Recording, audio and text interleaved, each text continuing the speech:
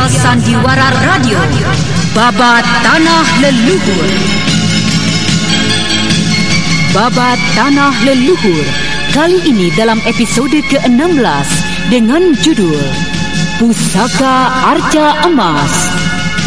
Naskah karya Izar Sponsen, teknik dan montase Yadi Enos, musik oleh Hari Sabar dengan sutradara Thomas Agi.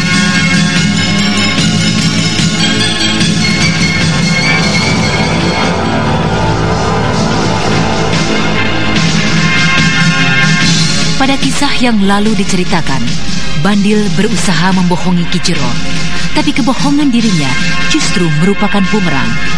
Kini Bandil mengikuti Ki Jero ke Galintung untuk mencari arca emas. Sementara di tempat lain pengemis budiman Ki Ageng Lindung menyusup ke kaki Gunung Semeru untuk membebaskan Bandil.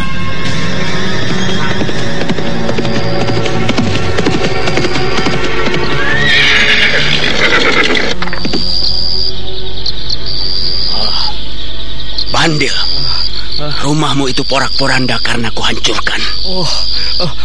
Kenapa begitu, Ki Jero? Apakah kau tidak puas dengan keterangan yang telah kuberikan? Atau memang kau berlaku sewenang-wenang karena tujuanmu tidak berhasil? Keteranganmu yang pertama membuat aku jengkel. Hingga kemarahanku, rumahmu yang menjadi sasaranku. Seandainya kau ada di sini, pasti kau sudah binasa. Untung nasibmu masih bagus. Nah, sekarang sebelah mana arca itu kau pendam?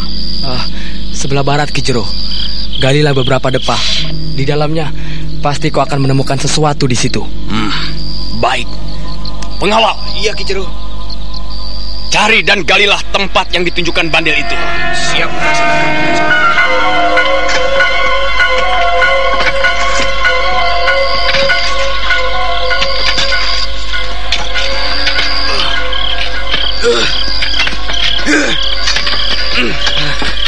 Hampir 5 depah, belum juga menemukan apa-apa, Ki Jero.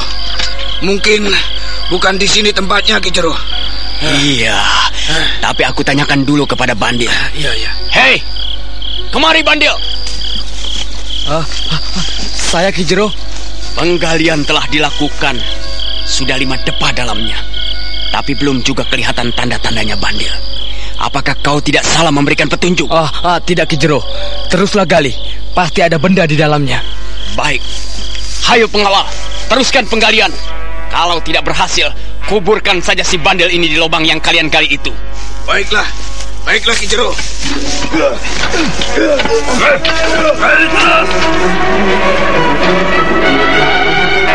Penggalian itu terus dilakukan oleh anak buahnya Ki Jero, sementara Bandil memperhatikannya penuh cemas. Kalau tidak menemukan apa-apa, habislah riwayatnya. Kita tinggalkan Ki Jero dan Bandil, dan kini kita ikuti sebuah bayangan di kaki Gunung Semeru. Di sana itu ada penjaga, sedang duduk sendirian. Aku akan menyelinap dari belakang. Kuringkus saja untuk mencari tahu di mana Bandil sekap.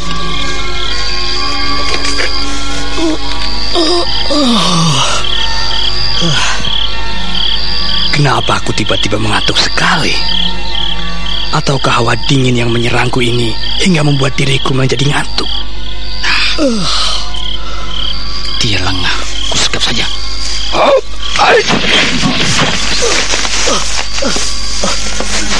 Siapakah kau berpakaian compang-camping? Kenapa kau begitu padaku? Apakah kau hantu? Aku manusia seperti kau juga. Kenapa kau takut? Ayo, duduklah dengan tenang. Jangan takut.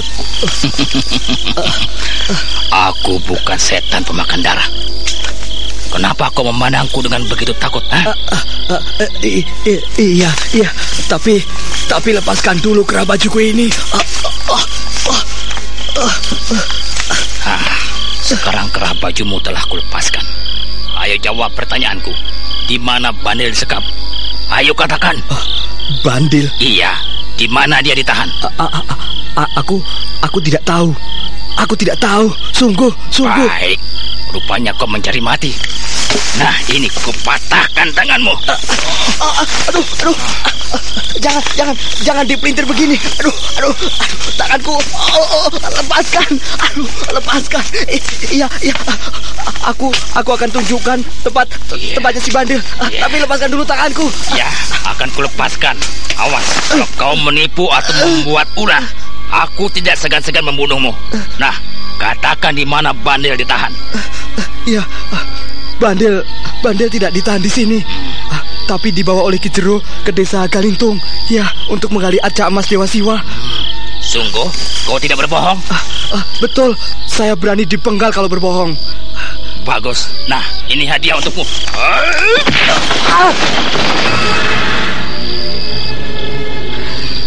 Sekarang aku susul saja ke Galintung. Mungkin bandil memerlukan pertolongan.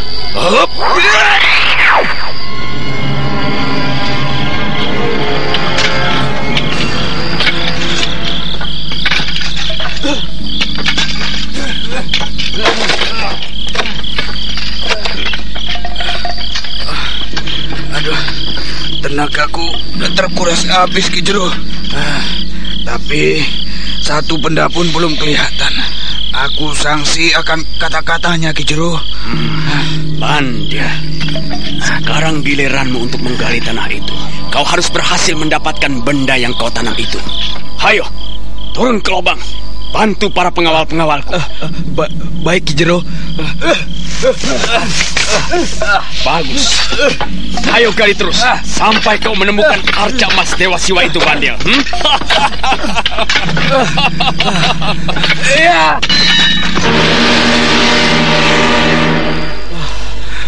Pengawal, bawa lampu itu kemari. Linggis ini beradu dengan benda keras. Ayo, cepat bawa kemari. Ayo, cepat bantu bandil itu. Ayo. Ya. Jangan berdiri saja di situ. Turunlah ke bawah supaya kau bisa melihatnya dengan jelas. Ya, tunggu sebentar. Ya. Celaka, lampunya mati. Gelap. Goblok semuanya. Yang lainnya, siapkan obor, siapkan cepat. Ya, Ki Jero. Oi, Ki Jero, lihat, seperti sebuah arca, Ki Jero. Turunlah kemari, Ki Jero. Iya, tunggu. Hup. Mana benda itu? Di sini, Ki Jero. Astaga, benjolan ini seperti kepala arca. Gali lagi pelan-pelan. Jangan sampai membuat cacat kepala arca ini. Ayo kita gali, ayo. Ayo. Pelan-pelan. Hei, Kinan, kau cari air supaya mudah digalinya. Ya, tunggu sebentar.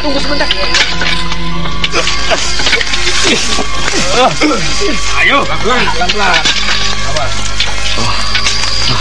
Selamatkanlah jiwaku dari kematian. Tapi kenapa di pojok bekas rumahku ini ada kepala arca? Wah, aku tidak mengerti. Sungguh-sungguh aku tidak mengerti. Mungkin di sekitar kebunku ini banyak arca-arca yang lain peninggalan nenek moyang. Kebohonganku membawa keberuntungan. Aku harus menyelamatkan diri. Orang-orang itu perhatiannya tertuju pada lubang galian. Ki Jero pun tidak memperhatikan diriku lagi. Ya, aku akan lari saja dari orang-orang jahat ini.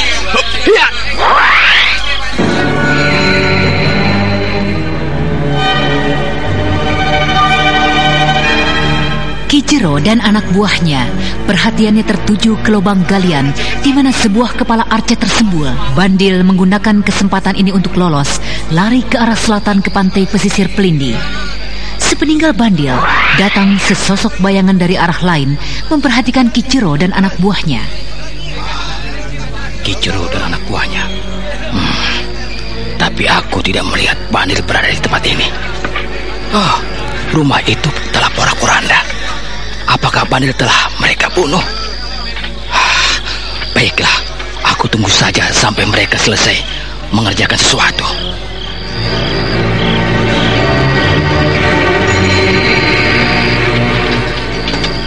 Bagaimana pengawal? Apakah sudah ada tanda-tanda yang kelihatan? Belum, Ki Jero. Arca ini semakin besar. warnanya hitam, tidak berwarna kuning emas, Ki Jero. Apa tidak sebaiknya penggalian ditunda dulu, Ki Jero? Kenapa harus ditunda, pengawal?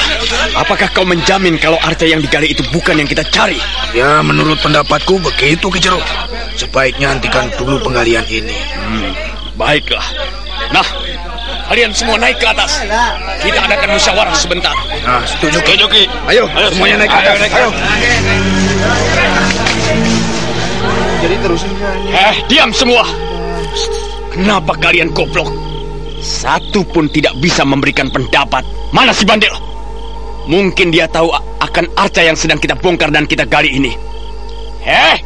Bandil! Bandil, di mana kau? Bandil! Wah, dia tidak ada. Benar-benar kita tertipu. Bandil tidak kelihatan di antara kita. Pengawal! Kenapa kau sampai lengah dan tidak melihat Bandil pergi? Bagaimana aku melihatnya, Ki Jero? Sedangkan aku sedang menggali lubang itu. Mungkin yang lainnya melihat Bandil pergi. Tidak ada yang melihatnya, Ki Jero. Kalau aku melihatnya pasti kuseret kemari. Setan nalas, setan gunung. Kita ditipu mentah-mentah.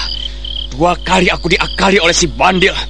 Kalau ketemu lagi, kuremukan kepalanya itu. Setan manusia satu itu. Maaf, Ki Jero. Kalau boleh aku memberikan saran. Atau... Cepat kau katakan apa maksudmu, pengawal. Begini, Ki Jero. Mungkin Bandil benar dengan keterangannya. Terbukti dengan kepala arca yang kita temukan. Jadi ada kemungkinan di sekitar sini ada arca-arca yang lainnya. Benar, Ki Jero. Iya, Ki Jero. Aku sependapat dengan Mas Pengawal. Iya, sudah. Aku mendengar semuanya. Lalu kalau masih ada arca yang lain di sekitar tempat ini, apakah kalian sanggup untuk membongkarnya, menemukannya? Hayo jawab. Gimana? Sanggup gak? Gimana? Setan kalian semua. Bisanya kasih pendapat, tapi untuk mengerjakan kalian malas. Tidak sejalan kata-kata dan perbuatan. Nah, apalagi yang kalian tunggu? Kalau satu orang pun tidak ada yang menjawabnya. Ki Jero, kami semuanya sanggup mengerjakan lahan ini untuk menggali lagi. Tapi hari begitu gelap, Ki Jero. Jadi mengganggu pemandangan dan penglihatan. Di samping itu juga kami butuh istirahat dan makan, Ki. Begitu ya. Baiklah. Besok pagi penggalian diteruskan. Sekarang kalian semua istirahat di sini. Aku akan mencari Bandil. Mungkin belum jauh menghindar. Ya, Ki Jero.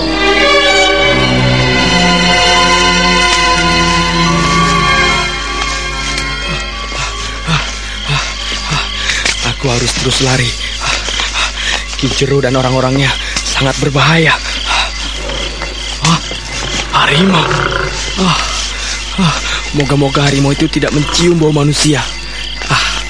Ke sebelah sana saja aku menghindar. Suara harimau itu ada di depanku.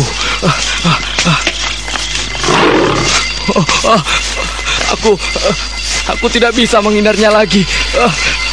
Aku tidak bisa menghindarkannya lagi. Aku diterkamnya.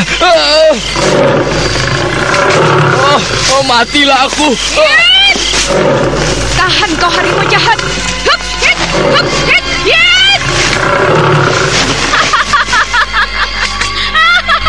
Kau harimau jantan. Rupanya mau main-main denganku. Ayo.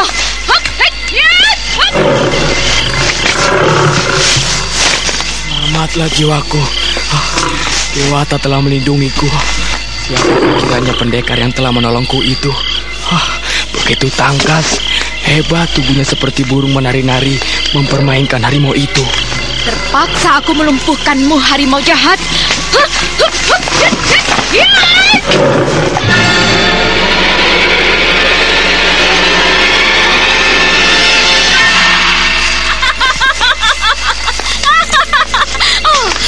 Kulit harimau ini bagus. Aku kuliti saja. Baik untuk membuat pakaian. Terima kasih pendekar. Kau telah menolong jiwaku. Aku tidak bisa membalas budimu ini. Hanya ucapan terima kasih saja. Tidak apa. Siapakah kiranya Kisanak ini? Kenapa malam-malam berkeliaran di hutan? Apa yang sedang kau cari? Aku tersesat. Ya, tersesat pendekar. Tersesat? Lalu Kisanak berasal dari mana? Oh, aku berasal dari desa Galintung, sedang melakukan pengembaraan. Kisanak, jangan berbohong. Oh, Sinar matamu itu jujur, tapi hatimu kurang baik.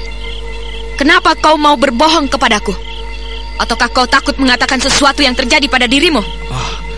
Dan perempuan di depanku ini, dia mengetahui kalau aku berbohong. Kenapa kau menjadi diam? Jawablah pertanyaanku dengan jujur. Pendekar, aku baru saja lolos dari Ki Jero. Iya, Ki Jero yang akan membunuhku. Ki Jero? Iya, karena aku tidak bisa mengatakan sesuatu. Maksudmu bagaimana? Ki Jero menanyakan arca emas Dewa Siwa yang sedang dicari-carinya. Aku dikiranya menyembunyikan arca itu, pendekar. Arca emas. Dengan arca emas itu orang akan menguasai sebagian jagat sini. Aku tertarik dengan keterangan lelaki muda di hadapanku. Siapa tahu dia benar-benar mengetahui benda itu. Lalu aku dapat menjagoi dunia persilatan.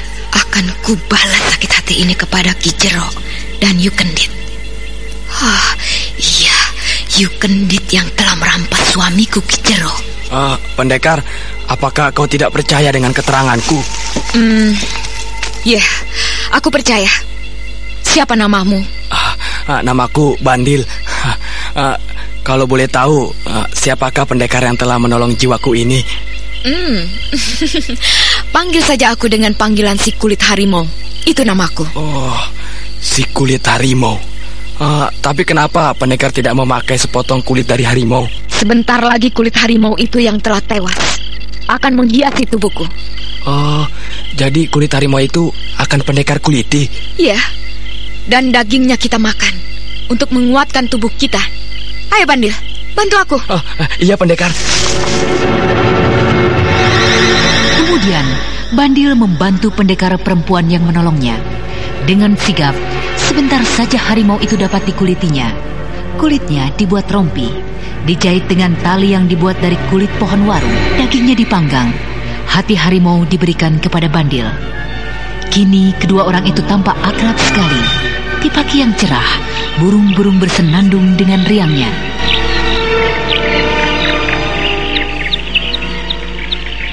Bandil, jadi Anting Wulan itu pernah menolongmu?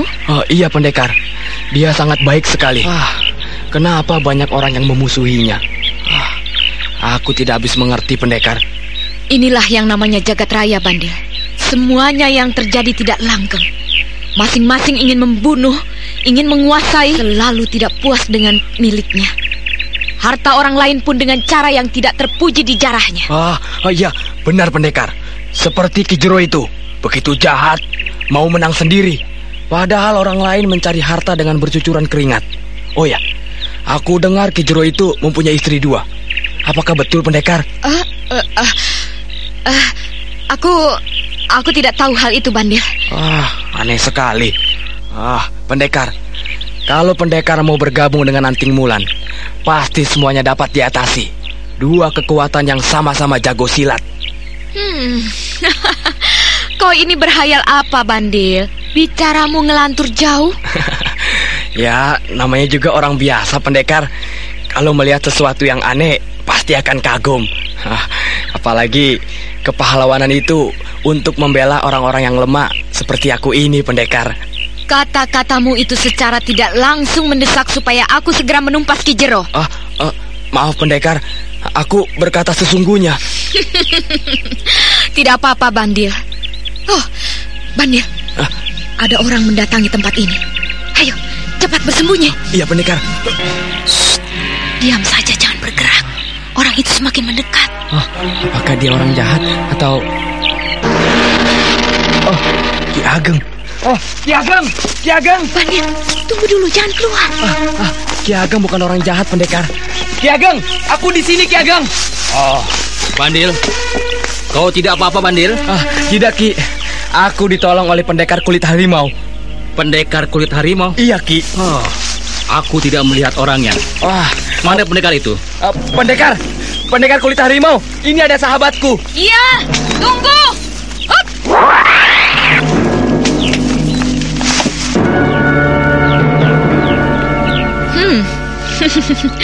Selamat datang, Ki Ageng Lindu. Semoga kau tidak lupa denganku. Oh, kau. Bukankah Melur, istrinya Ki Jero? Iya, aku Melur. Tapi sekarang aku tidak mempunyai sangkutan apa-apa dengan Ki Jero. Melur, kau jangan bersilat lidah di sini. Hutang nyawa harus dibayar dengan nyawa. Persoalan kita belum selesai. Tentunya di sini kau akan memperdayakan si bandel ini. Kau mau mencari Arca Dewa Emas, bukan? Ki Ageng Lindu, persoalan itu sebaiknya kita tunda dulu. Mari kita bicarakan secara baik-baik. Setelah itu, baru kita bicarakan persoalan kita. Aku tidak percaya denganmu, Melur. Sekarang aku akan menuntut kematian itu. Aku tidak ingin bertele-tele dalam masalah ini. Jadi maksudmu, Ki Ageng, apakah kita akan adu tanding kesaktian atau bagaimana? Iya. Pengemis tongkat merah sedang mencari-carimu, Melur. Tanpa dinyana diduga, kau ada di sini. Mari kita main-main sebentar. Ayo, keluarkan pedangmu dan ilmu gelombang hitam. Ayo, Melur. Atau aku yang tua ini memulai dulu.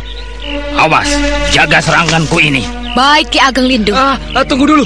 Jangan pasang kuda-kuda. Aku tidak mengerti. Kenapa tiba-tiba aku akan berkelahi dengan Ki Ageng Lindu? Bandil, ini persoalanku sendiri. Sebaiknya kau menyingkir saja. Ki Ageng Lindu, atas nama nyawaku, sebaiknya jangan diteruskan persoalan ini. Aku berhutang nyawa dengan pendekar ini, Ki. Pendekar penolong, hentikan saja. Untuk apa menumpahkan darah karena dendam? Bandil, Ki Ageng Lindu tentu masih penasaran kepadaku karena aku telah berhutang nyawa. Berhutang nyawa? Ya. Apa maksudmu, pendekar? Seperti kau dengar tadi, aku ini istrinya Ki Jero, pembunuh penjahat yang malang melintang sebagian di Jawa ini. Jadi tidak mungkin kejahatanku begitu saja dihapuskan dari mata pendekar-pendekar golongan putih. Aku pernah membunuh anak buahnya. Semoga Dewata berkenan memaafkan dirimu, pendekar penolong. Bagus. Kau mulai membersihkan dirimu, Melur. Nah, mungkin darahmu akan mencuci kejahatan. Awas!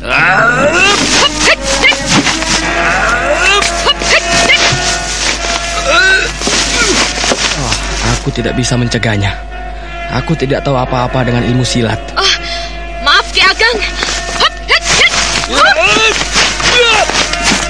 Tangkis pukulanmu, Lur. Ayo, jangan ragu-ragu memukulku. Aku tidak mau membinasakan lawan yang tidak mau melawan denganku. Ki Ageng Lindu, aku rela mati di tanganmu. Kenapa kau juga menyerangku dengan sungguh-sungguh? Ayolah Ki, serang aku dengan ilmu pukulanmu yang dahsyat itu. Keluarkan tongkat dari pundakmu itu. Matamu tajam sekali. Dengan mudah kau dapat melihat kalau senjataku aku simpan di punggungku. Baiklah, karena kau menghendaki main-main dengan tongkat ini. Tongkatku ini akan sekeras baja, walaupun terbuat dari rotan gunung. Ayo keluarkan ilmu pedangmu. Ki Jero, hari ini mungkin semuanya akan selesai hutang nyawaku. Disaksikan oleh bandil. Lihat, awas!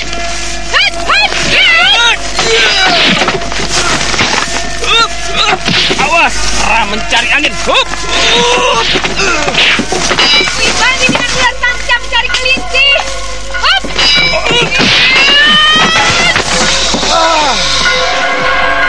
Pertarungan itu tidak dapat lagi dihindarkan. Bunga api memercik dari pedang yang beradu tongkat rotan yang telah mengeras bagaikan baja. Sementara bandil menyaksikannya dengan terbelalak, kagum, Melur melompat-lompat seperti burung kenari. Sementara pengemis budiman, Ki Ageng Lindu, seperti pemain akrobat berjungkir balik dengan indahnya. Hebat! Sosoran pedangmu bagaikan seekor ular menari-nari. Tapi dengan ini, Pedangnya berputar-putar bagaikan pusaran angin. Aku tidak melihat bayangannya, hanya angin yang menderu-deru. Baiklah, ku tahan saja dengan gelombang bendungan badai.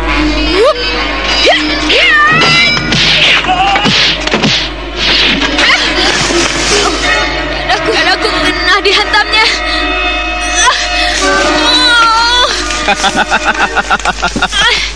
Sekarang kau tidak berdaya, Melur. Dengan mudah aku bisa membunuhmu. Tapi bukan itu tujuanku.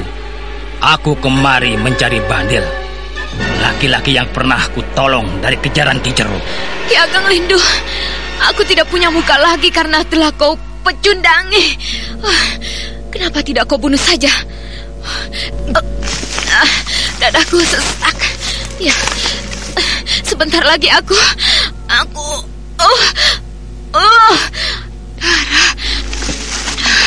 darah segar. Berarti kematianku di ujung jalan. Ya, di ujung jalan ini Ki Ageng Lindung. Nah, daripada aku mati tersiksa begini, lebih baik aku mati dengan pedangku sendiri. Tahan! Kenapa kau mencegah maksudku, Ki Ageng Lindung? Kenapa? Apakah kau akan membunuhku pelan-pelan? Tidak, kau masih mempunyai waktu untuk bertobat dan mencuci dosa-dosamu. Jadi apa maksudmu, Ki Ageng? Aku akan menyembuhkan luka-luka di dalam tubuhmu. Rupanya kau telah salah menggunakan tenaga dalammu. Darah yang keluar dari mulutmu itu bukan luka oleh pukulanku, tapi luka dalam yang telah lama bersarang di badanmu. Kau berusaha untuk menyembuhkannya, bukan? Ki Ageng Lindung mengetahuinya. Ya, karena aku memukulmu hanya dengan sebagian tenagaku. Walaupun terkena pukulanku, tidak akan separah ini, Melur. Jalan darahmu telah terbalik. Benar, Ki Ageng Lindung.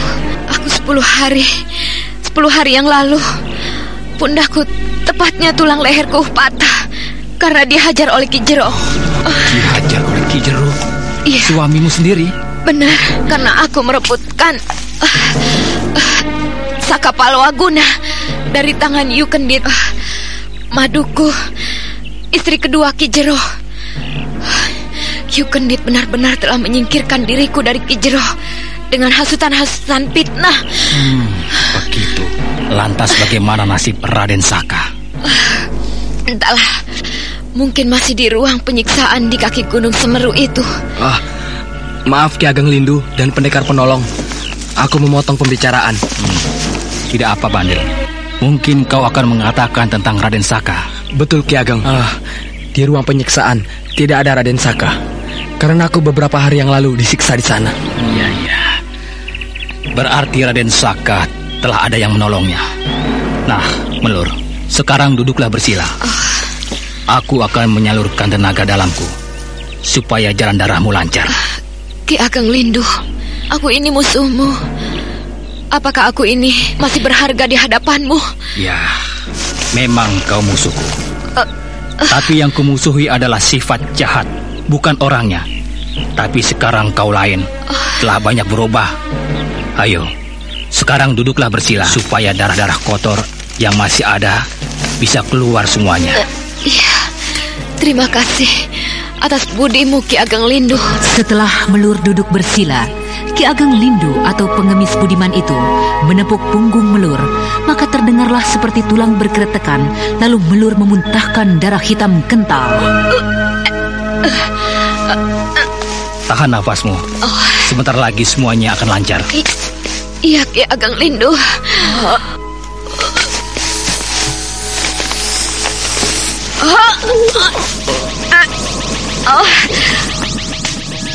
Astaga. Dari ubun-ubun Ki Ageng keluar asap tipis. Asap berwarna kebiru-biruan. Dari tubuh Melur seperti ada sinar terang. Hebat sekali tenaga dalam yang dikeluarkan oleh Ki Ageng ini.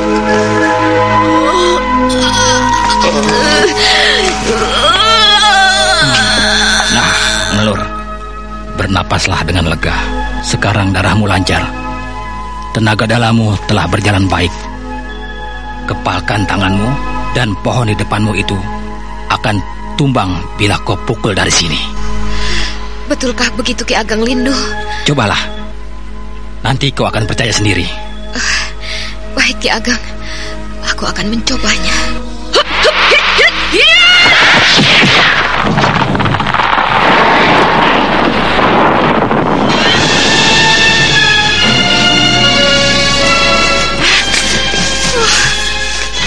Terpujilah Yang Agung, ilmu pukulanku berlipat ganda. Aku tidak mengerti. Kenapa bisa begini, Ki Ageng? Apakah kau telah memasukkan tenaga dalam ke dalam tubuhku? Tidak, Melur. Itu merupakan ilmu sendiri yang terpendam, tidak pernah kau salurkan dengan baik. Pasti kau pernah semedi dekat air terjun beberapa hari yang lalu untuk menyembuhkan luka-luka di pundakmu. Benar, Ki Ageng Lindu. Aku telah dihajar habis-habisan dengan membawa luka patah tulang di tengkukku.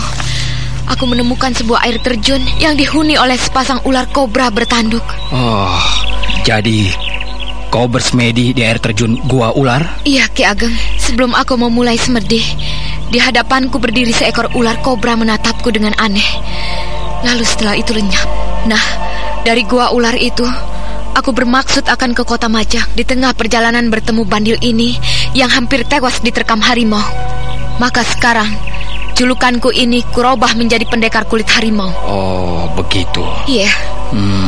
Pantas. Aku tadi sewaktu menyalurkan tenaga inti ke dalam tubuhmu, aku mencium harum rumput putih. Maksudku, bunga rumput putih yang tumbuh dan mekar 50 tahun sekali. Kau sungguh mujur kalau pernah memakan bunga rumput putih itu, Melur. Benar, Ki Ageng. Selesai melakukan semedi, aku seperti mendapat kisikan untuk mencari makanan di antara batu-batu sungai. Lalu aku menemukan sepasang bunga berwarna biru dan kuning. Bunga itu aku makan dan terasa manis. Memang kau telah berjodoh menemukan bunga itu. Banyak orang mencari-carinya, tapi sampai berkalang tanah tidak pernah berhasil. Dewata telah berkenan memberikan ampunan tobat kepadamu, Melur. Ki Ageng, sebelum aku semedi, aku telah bersumpah kalau luka-lukaku sembuh, aku akan membela kebenaran di atas jagat raya ini. Aku akan mengkikis segala kejahatan. Ya, itikat baikmu itu akan didengar oleh Hyang Widi, Melur. Nah, sebelum kau meneruskan perjalananmu ke Kota Majang, ada baiknya kau singgah dulu di kubuku. Hayo, Bandil. Iya, Ki. Kita ke sana. Istrimu menunggu kehadiranmu. Iya, Ki Ageng.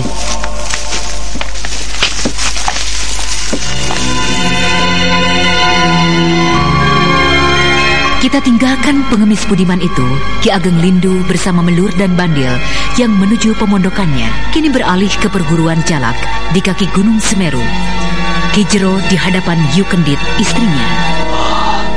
Benar-benar aku dipecundangi oleh si bandil itu. Sudahlah, Kakang, jangan dipikirkan. Seharusnya Kakang meneruskan saja penggalian itu. Tidak mungkin menemukan apa-apa, karena si bandil yang lolos itu kucari di sekitar Galintung tidak ketemu. Berarti apa yang dikatakannya bohong belaka. Kata-katanya masih bisa dipercaya. Terbukti penemuan kepala arca itu, Kakang. Siapa tahu kalau kita terus menggali menemukan benda yang kita cari. Kakang harus berkepala dingin. Bandil mungkin takut dan sekarang sedang mencari Anting Wulan. Aku tidak habis pikir.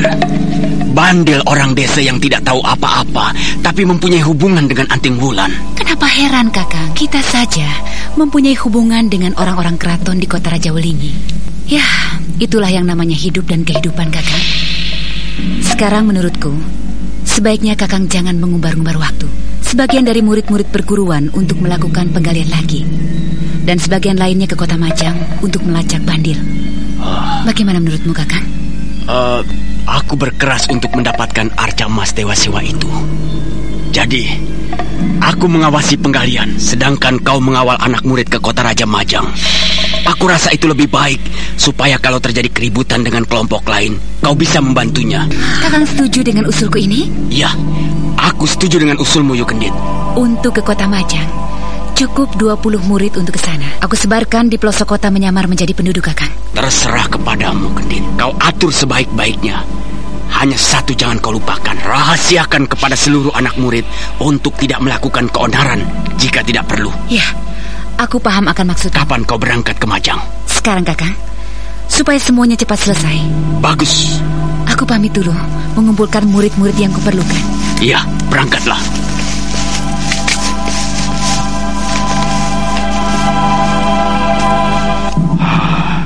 Aku harus berhasil menemukan arca emas itu. Iya, penggalian itu kulakukan kembali. Siapa tahu di dalam perut arca besar yang sedang digali itu terdapat arca dewa emas. Benar kata-katanya Kendit. Aku harus meneruskan penggalian itu.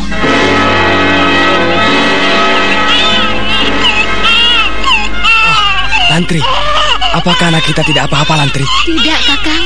Lihat, dia menangis mencium keringatmu. Cup sayang. Mari aku gendong. Pelan-pelan, Kang. Awas. Iya. Diam ya. Ini bapakmu.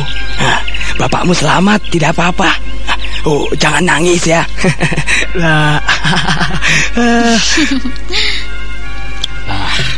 Lihatlah, Melur. Bandil dan Lantri itu kelihatan bahagia.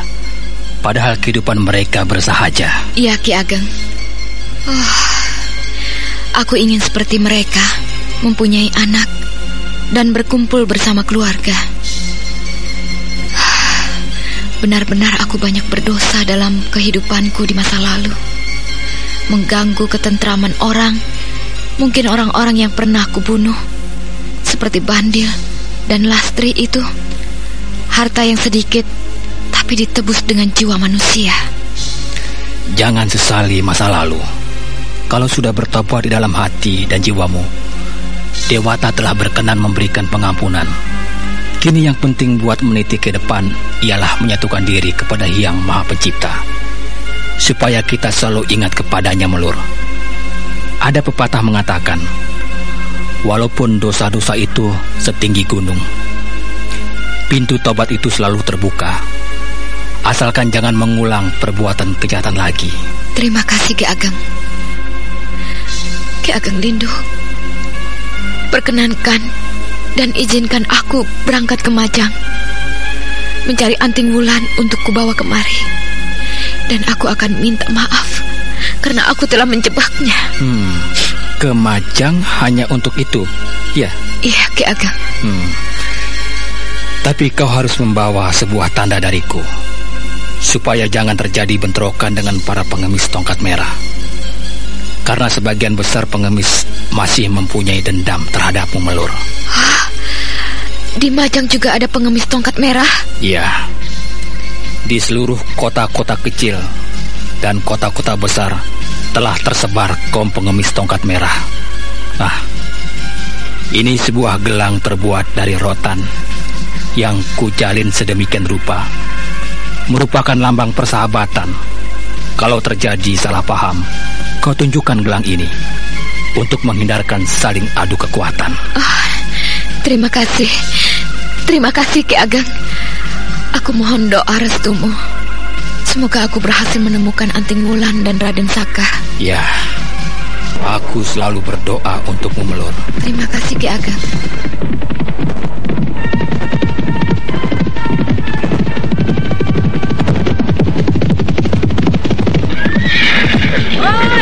Berhenti semuanya. Kita telah sampai di perbatasan kota Majang. Pengawal, Yap. perintahkan kepada mereka untuk istirahat dulu di sini. Aku akan menyusup ke tengah kota sendirian. Siap melaksanakan tugas.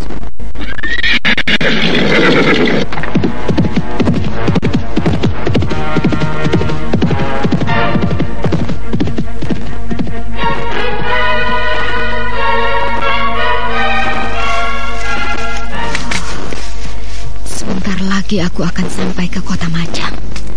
Dengan baju kulit harimau ini, aku akan nampak lain. Ya, biarlah memang aku sengaja mencari perkara dengan golongan hitam.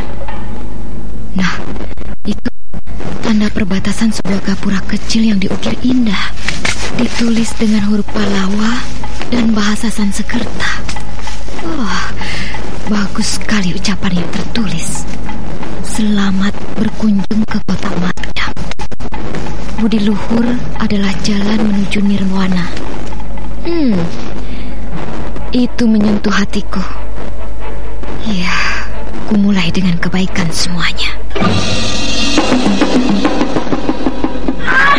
Tolong!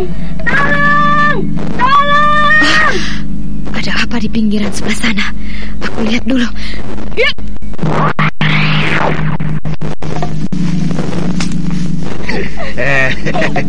Kau cantik sekali, manis. Benar-benar kau cantik. Mau kemana kau jalan di pinggiran hutan? Apakah kau akan memberikan kenikmatan kepadaku? Lepaskan. Aku mau mencari kayu bakar. Lepaskan aku. Jangan kurang ajar. Ayo ikut. atau kupaksa kau.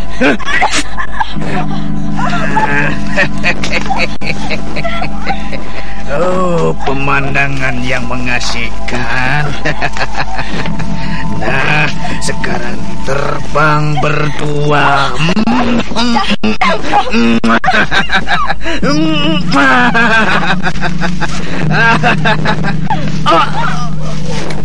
Pundaku. Oh, siapa yang membuat ulah?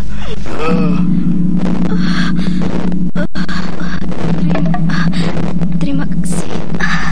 Pengawal, lepaskan perempuan itu. Oh, iya. Kau guru.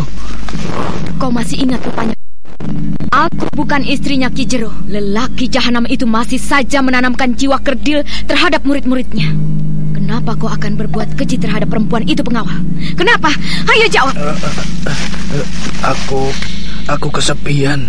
Kesepian, guru. Kesepian? Tidak masuk akal. Banyak perempuan penghibur untuk mengganjal kesepianmu itu. Bukan perempuan baik-baik yang tidak berdosa ini kau paksa memenuhi nafsumu. Maafkan guru.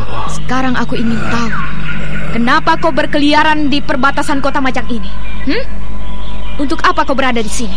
Atas perintah Guru Yukendit, aku menunggu di sini untuk malam nanti melakukan pencarian terhadap Bandil. Oh, Yukendit jadi perkeliaran di Majang. Nah, untuk menebus dosa-dosamu, semua ilmu yang kau miliki akan kumusnahkan.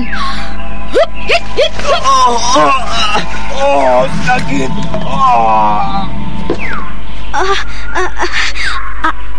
Ampun, pendekar. Aku jangan diapa-apakan seperti orang itu, pendekar. Tidak, Nona.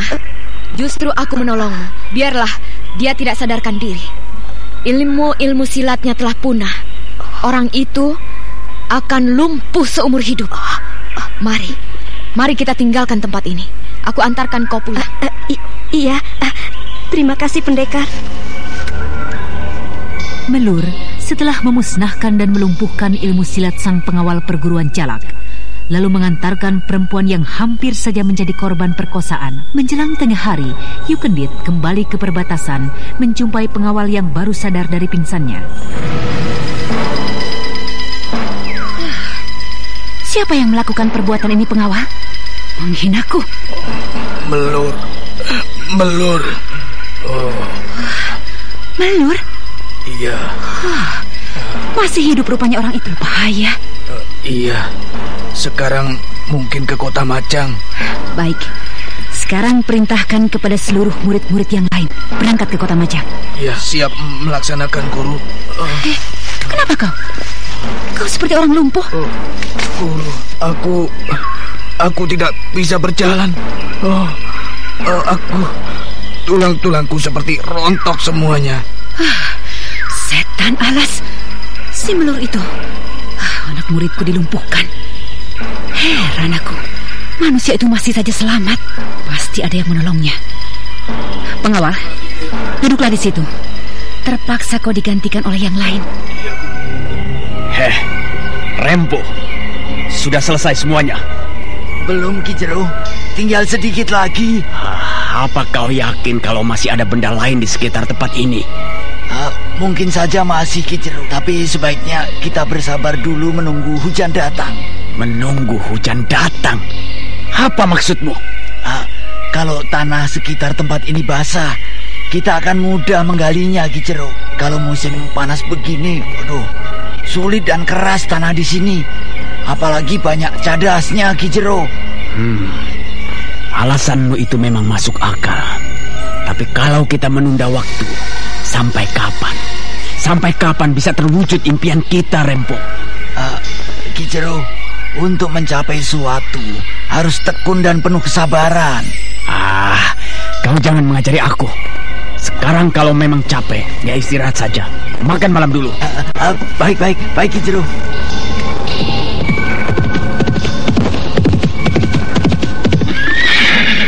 Siapa yang datang itu? Kelihatannya sendirian. Kakang Jero, aku Yukendit. Ketiwasan, Kakang. Ketiwasan. Turun dulu. Apa yang terjadi denganmu, Kendit? Iya, Kakang. Apa yang terjadi, Kendit? Murid-muridku habis semuanya tewas, Kakang. Tewas? Lalu siapa lawanmu hingga dengan mudah dapat menewaskan murid-muridmu itu? Sainganku si Melur, Kakang. Dia masih hidup dan berjuluk pendekar si kulit macan. Tidak mungkin secepat itu Melur dapat menyembuhkan luka-luka di tubuhnya. Tidak mungkin. Bukankah tulang lehernya patah? Kuhantam dengan tongkat besiku. Setidaknya dia telah tewas di tengah jalan atau dimakan binatang buas. Tapi nyatanya masih hidup, Kakang. Ilmunya bertambah hebat. Kapan kejadian itu berlangsung? Tadi siang, Kakang. Pengawal yang mula-mula dilumpuhkan. Lalu aku bersama 19 orang mengejar ke kota Majang. Dan disitulah terjadi adu tanding kesaktian, Kakang. Tidak mungkin kalahkanmu, Kendit. Apakah kau tidak menggunakan ilmu andalanmu, gelombang hitam? Semua ilmu yang kumiliki sudah kukerahkan untuk mengatasi amukan dari Melur, Kakang. Tapi tidak satu pun berhasil. Bahkan aku kena dihajarnya. Untunglah aku bisa menghindar dan meloloskan diri. Kalau tidak, aku bisa tewas di tangannya. Benar-benar tidak masuk akal. Apakah Melur mempunyai nyawa rangkap hingga dengan mudah mengalahkan dirimu? Aku ingin tahu apa sebenarnya yang dimilikinya. Kalau Kakang ingin menemuinya, Melur masih ada di kota Majang. Dia mempunyai tujuan yang sama, Kakang, yaitu mencari arca emas Dewa Siwa. Kata-katamu membuat dadaku memburu keras. Walaupun dia istriku yang kuusir, aku tetap akan menghukumnya seperti murid-muridku yang melanggar peraturan. Jadi Kakang akan berangkat ke kota Majang? Iya, aku harus meringkusnya. Kalau tidak akan membahayakan rencanaku yang lain. Lalu penggalian ini bagaimana, Kakang? Apakah akan ditinggalkan begitu saja hingga pencarian ini sia-sia, Kakang? Tidak. Penggalian ini diteruskan. Biarlah Rempo dan murid-murid yang lain melakukan pekerjaan ini. Sekarang, hayo, kau bersamaku kembali ke kota Majang. Aku sudah gatal akan menghajar anak murtad itu. Benar-benar membuat jantungku terbelah-belah. Sekarang, Kakang? Iya, sekarang.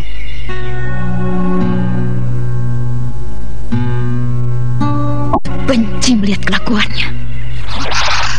Seandainya siang tadi aku berhasil melumpuhkannya, tujuanku akan menjadi ringan, menghancurkan perguruan Jalak dan perguruan Segoro Ireng yang melakukan keonaran di mana-mana. Aku mulai mengantuk. Aku tidur dulu, lalu besok pagi bangun dengan tubuh segar.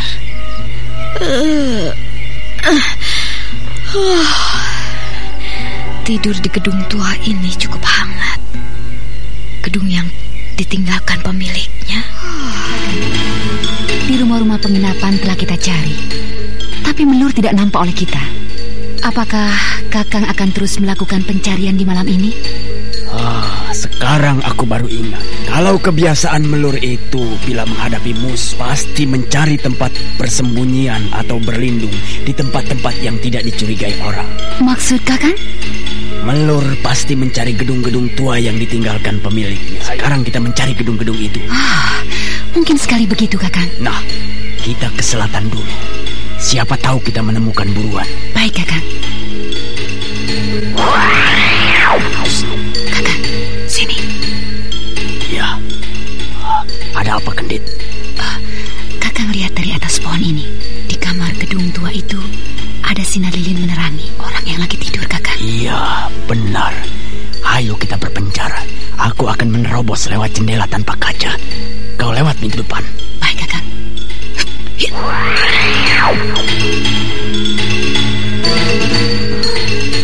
Tubuh yang tergolek itu dibungkus dengan jerami. Aku mengenalnya seperti tubuh Melur. Iya, tubuh itu dan pakaian yang berada di sisi tubuh itu seperti pakaian Melur. Sedang tidur ini.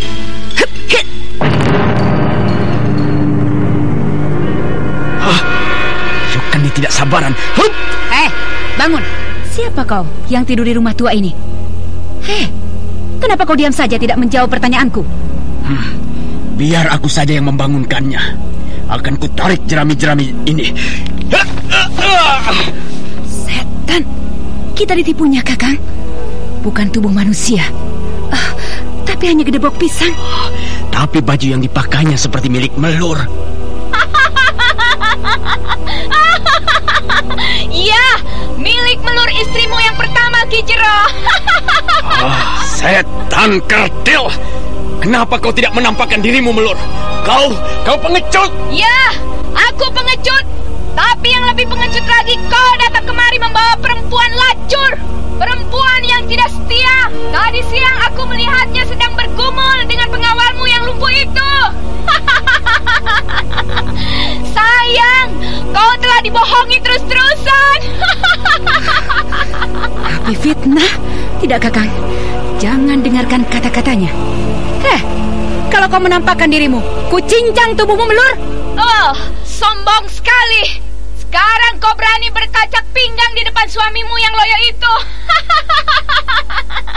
Suami loyo, istri berbuat serong.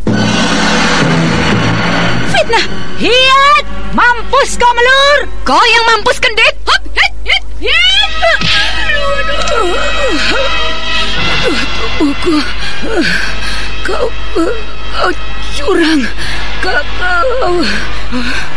Kakang, bantu aku, Kakang. Kau kira aku mudah kau tipu, Kendit? Kau pura-pura pergi. Aku telah siapkan jarum-jarum beracunku. Pasti kau akan mampus. Kakang. Setan kau, Melur. Kau melukai Kendit. Ku hajar kau. Hai. Kau menyerang tempat kosong, Ki Jero. Aku lagi duduk di sini di bawah pohon. Benar-benar kau membuatku naik pitam. Gila. Awas. Hai. Awas. Jarum-jarum aku ini lawanmu. Ku tangkis dengan pedangku ini. Hop, hit, hit, hit. Semua jarum-jarummu rantak. Tidak ada yang mampu melukai tubuhku, Ki Jero. Nah, sekarang kau jagalah seranganku ini. Hit! Awas, tenang! Melayani dengan tangan kosong. Kau benar-benar mau membunuhku. Aku tidak sempat menggunakan pedang. Kakang, sakit. Tolong, Kakang. Aku harus menghindar dan menolong Kendit. Hai! Mau kabur kemana? Jaga ini. Hit!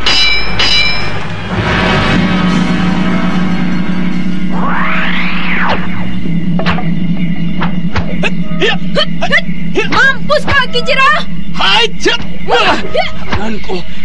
Tunggu, Melur, pembalasanku. Akhirnya kau tidak mampu mengatasiku, Ki Jero.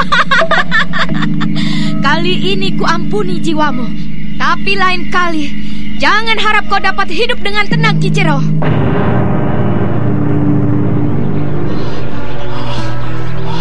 Tubuhmu berat sekali, Kendit. Kita ngasuh dulu di pinggiran sungai ini. Luka-lukamu harus cepat-cepat ditutup daun pelenyap racun. Iya, Kakang. Turunkan saja aku. Ya, aku haus sekali, Kakang. Jarum-jarum itu terasa ngilu di dalam tubuhku. Duduklah di sini. Ya, duduk di dekat batu kali ini. Untung hari mulai terang tanah. Jadi aku dapat melihat dengan jelas luka-luka di tubuhmu, Kendit. Wah, gila racun ular kobra yang dipakai oleh Melur. Dari manakah racun-racun itu didapatkan? Astaga, racun ular kobra. Apakah Kakang punya penolak racun itu?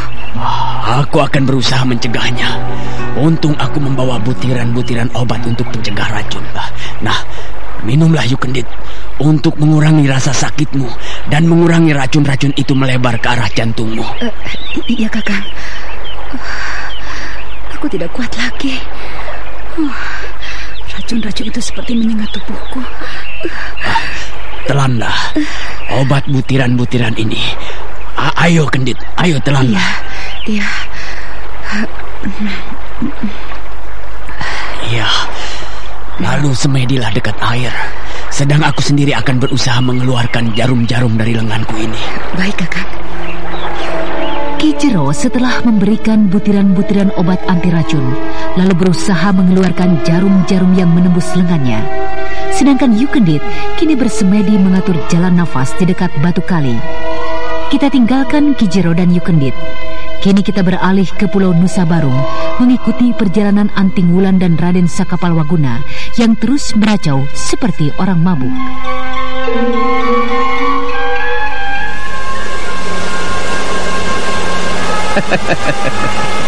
Anak manis, lihat itu. Ada jalan menanjak ke atas seperti sebuah undak-undakan. Ayo. Benar, ada jalan menuju ke atas jurang. Si Kilasaka ini tidak main-main denganku. Kau bicara apa? Aku gila? Ya, memang aku gila. Aku tergila-gila oleh anak manis yang bernama... Kakang, siapa? Siapa, Kakang? Kau tergila-gila kepada siapa? Ya, kepada perempuan cantik. Kepada siapa saja yang cantik dan mencintai diriku. Kalau dengan aku, bagaimana? Oh, denganmu. Ya, bagaimana ya? Tadi aku dibilang gila. Lah, kalau orang gila mencintai orang waras, lalu bagaimana jadinya? Bukankah akan menjadi amburadul?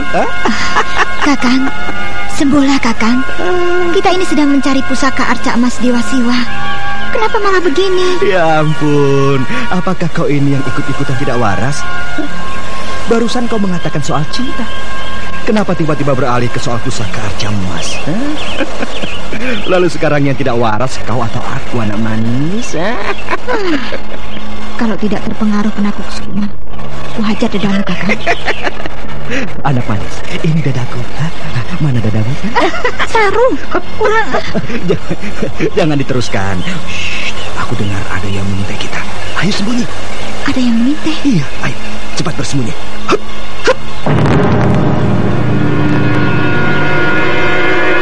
Mana orangnya? Tidak kelihatan. Diam saja, tunggu saja.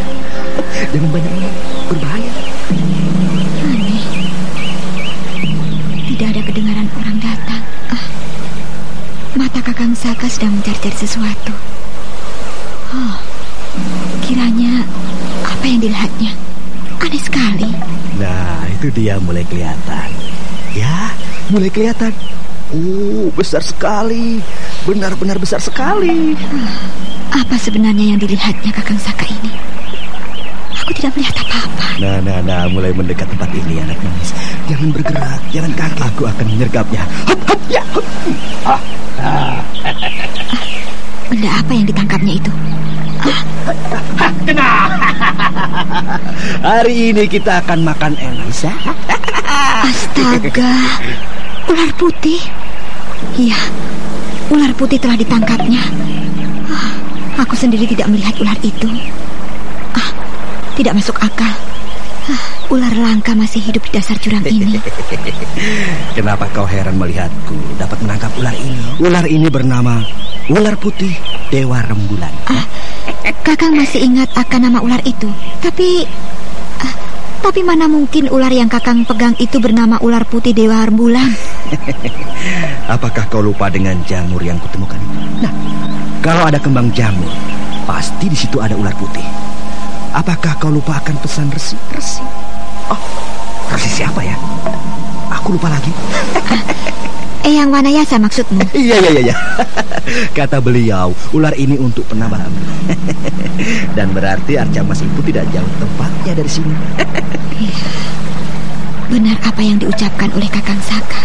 Yang pernah berkata, kalau kalian telah menemukan jamur putih yang harum baunya, serta menemukan ular putih, berarti tidak jauh lagi arca dewa emas itu dapat kalian temukan. Nah, hati-hatilah Anting Wulan, Saka. Ya, begitu kata-kata Eyang. Nah, ular ini sudah mati. Kepalanya aku pukul tadi telah remuk. Ayo anak manis, kita makan dulu. Bukankah kau merasa lapar? Ayo, jangan malu-malu. Iya, Kakang.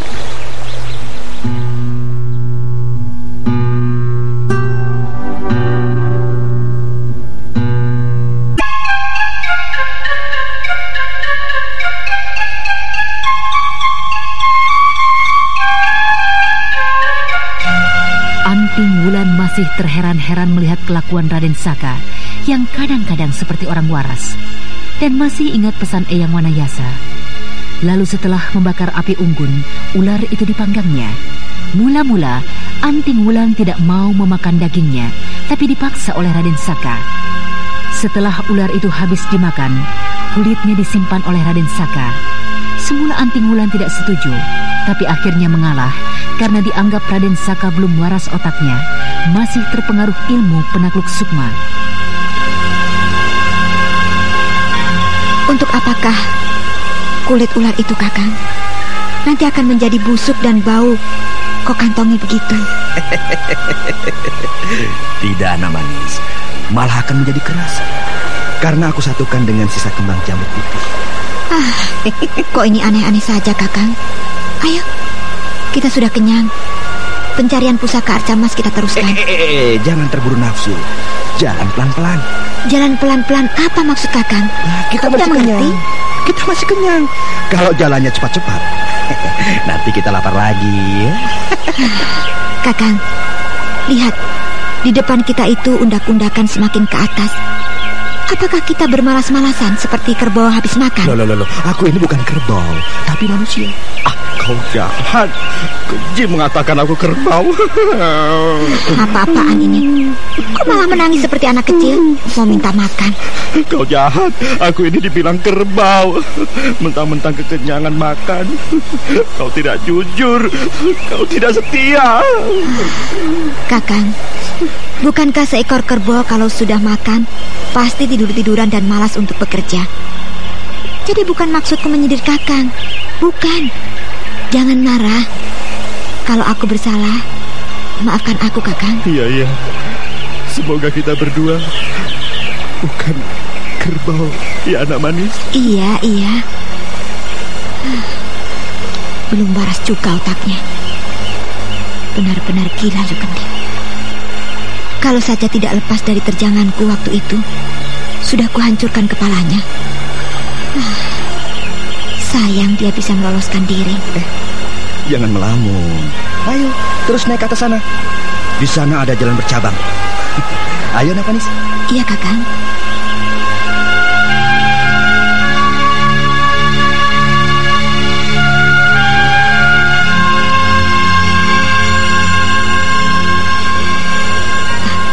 Kakang, semakin kita mendekati jalan yang bercabang, suara ombak itu terdengar jelas. Berarti kita mendekati pantai. Aneh sekali. Ayolah, Kakang. Oh iya, bagus sekali. Berarti kita harus berenang mandi. Dan setelah itu kita mencari ikan-ikan kecil untuk makanan. Kakang, kita baru saja makan. Apakah perutmu merasa lapar lagi? Kalau kau tidak mau makan ya sudah, biarlah aku sendiri yang makan. Kita sekarang di persimpangan jalan yang bercabang. Ayo. Iya. Apakah kita memasuki jalan yang sebelah kanan dulu, atau... Sebaiknya begini saja, Anak Manis. Kau sebelah barat, aku ke sebelah timur. Adil kan begitu? Tapi berarti kita berpisah. Tidak, Kakang. Kita jangan berpisah. Aku khawatir terjadi apa-apa denganmu, Kakang. Sekarang ke arah barat dulu. Nanti baru ke sebelah timurnya kita masuki. Terserah kau lah. Aku nurut saja. Namanya juga orang tidak waras. Sudahlah, Kakang. Jangan ngawur kata-katamu. Tambah manis saja kalau sedang marah. Oh, alangkah bahagianya kalau mendapatkan istri seperti Anak Manis. Semoga kau mendapatkan jodoh laki-laki yang baik. Diam kataku. Jangan ngaco tidak keruan. Ayo jalan. Perjalanan kita belum berhasil.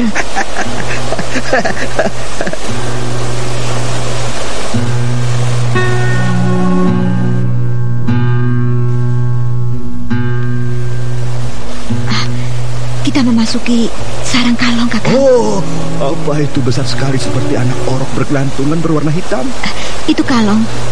Jalan ke sana harus melewati kalong-kalong itu. Ayo kita ke sana. Tapi jangan kau ganggu kalong-kalong itu. Iya, tapi kalau menyerang kita, terpaksa aku menyerang pula. Kalong besar itu bangun melihat kehadiran kita. Matanya kelihatan merah. Hati-hati, Kakang. Kalong itu mau menyerang kita. merunduk. Buku kalung itu beracun, Kakang. Awas! Lolos kalung besar. Menyerang lagi. Aduh, banyak sekali. Wah, kita dikeroyok ya. Aku tidak bisa menggunakan pedangku. Tempat ini terlalu sempit untuk bergerak. Terpaksa aku gunakan pukulan tangan kosong. Aku ikuti gerakanmu, anak manis. Lihat itu. Pukul yang besar jatuh tidak bagus lagi. Hore!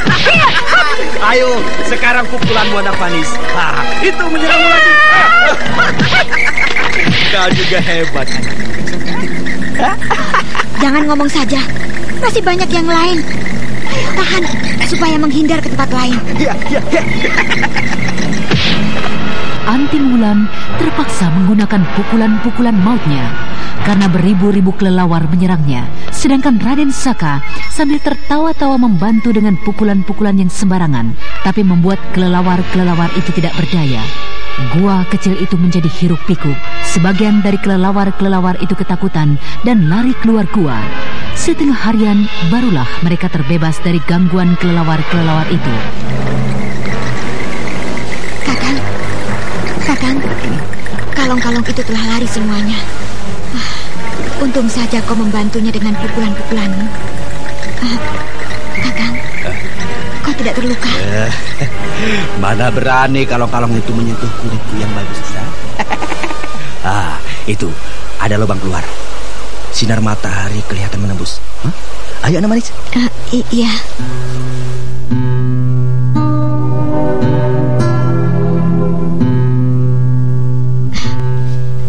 Kakang, kita telah keluar dari gua ini. Kita sekarang berdiri di atas sebuah tebing. Di bawah sana lautan. Aneh sekali tempat ini. Berarti tempat ini bukan yang kita cari. Kita harus mencari gua di pinggir tebing. Ayo, balik lagi ke dalam. Balik lagi ke dalam? Ya. Untuk apa? Jalan yang sebelah barat belum kita jajaki, anak manis. Ayo. Iya, kau benar. Ayolah, kita turun lagi. Ayo, Kakang. Kita masuk jalan ini. Mudah-mudahan jalan ini tujuan kita, Kakang. Kenapa kau? Sakit? Tidak. Aku mulai ngantuk. Ya, ngantuk sekali. Jalanlah kau sendirian. Aku mau tidur dulu di sini. Ayo, tahan rasa kantukmu itu.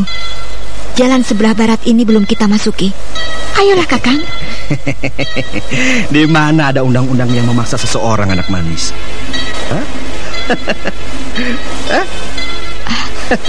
Kakang, kenapa jadi diam? Ayo jalan. Malah duduk. Tadi kau menyuruhku ke jalan sebelah barat. Sekarang malah kau mandek di sini. Kenapa begitu? Ayolah, kita berjalan. Aku mencintaimu setengah mati, Kakang. Aku tidak mau meninggalkanmu barang sejengkal pun. Aku mencintaimu. Ayolah, Kakang, lenyapkan rasa kantukmu itu. Aduh, rasanya halus sekali. Apanya yang halus? Tanganmu itu menarik-narik diriku, anak manis. Kau cantik sekali. Kakang, jangan kurang ajar kau. Aduh, kenapa kau memukulku? Kenapa? Apa salahku? Tidak, maafkan aku, Kakang. Aku tidak bermaksud menyakitimu. Tapi tanganmu itu nakal sekali. Tamparanmu itu berarti kau jahat, bukan? Dan kau seperti perempuan di kaki Gunung Semeru itu yang menyisaku. Tidak. Aku tidak mau berjalan dengan orang jahat. Aku tidak mau. Kakang, tunggu. Tunggu, Kakang. Maafkan aku. Aku tidak bermaksud apa-apa, Kakang.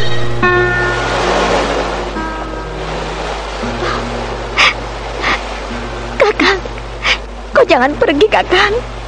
Ingat akan pesan Eyang. Kita harus bersama-sama mencari pusaka itu. Kakang jangan bersembunyi. Kakang Saka. Ayo tampakkan dirimu, Kakang. Jangan bersembunyi. Aku mencintaimu. Maafkan aku, Kakang. Ayo, Kakang. Aku menunggumu di sini. Jangan bersembunyi. Kakang Saka. Kakang. Pusaka itu belum kita temukan, Kakang. Anak manis, kenapa kau menangis? Kau menggodaku, Kakang. Jangan pergi lagi ya, Kang ya. Aku takut kau hilang. Ayo, kita bersama-sama ke jalan sana. Tapi kau harus berjanji kepadaku. Berjanji apa lagi? Kau tidak menyakiti hatiku ya? Iya. Maafkan tadi, Kang. Aku tidak bersungguh-sungguh. Iya, aku memaafkannya. Ayo, jalan ke barat sana. Iya.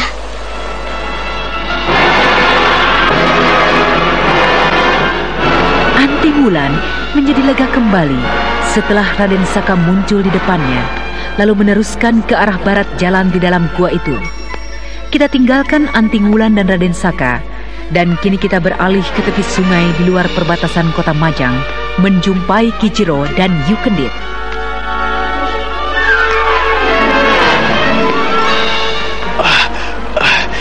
Jarum-jarum ini telah kuambil semuanya dari dalam tubuhnya. Kini aku berusaha mengusir racun-racun itu.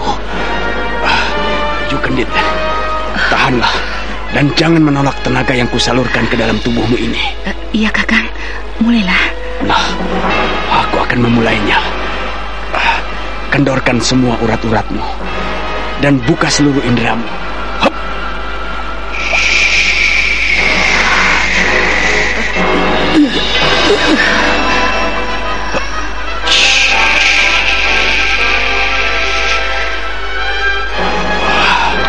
Jangan ditahan, Yukendit.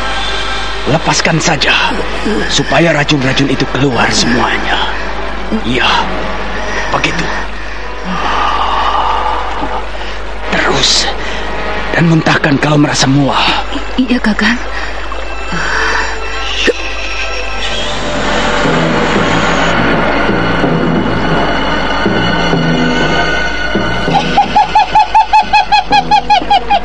Kau sedang apa, Kijiro? Apakah istrimu itu sedang keracunan? Hentikan tenagamu. Kau akan sia-sia dan tidak akan berhasil mengatasi racun di dalam tubuh Yukendit.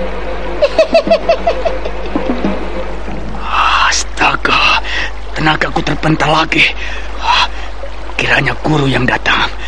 Maafkan aku, guru. Guru, sembah hormat muridmu. Kalian berdua telah terluka oleh racun yang sangat berbahaya. Terutama kau, Kendit. Kau paling parah. Kalau saja aku tidak datang, pasti malam nanti kau tewas. Oh, sungguh bahaya. Nah, ayo, cepat-cepat kalian minum air sungai itu, ayo. Iya, Guru. Iya, Guru. Nah, minumlah sampai kalian puas. Ayo, sampai penuh perutmu. Nah, bagus.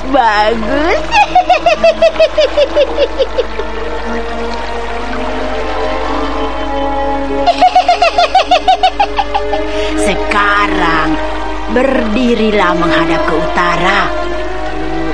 Kuda-kuda kalian persiapkan. Kaki kanan di depan, tangan mengepal. Ya, kerahkan tenaga, lalu hempos tenaga. Iya, begitu.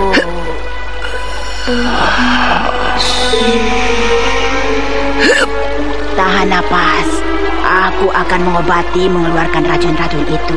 Awas, tahan ya.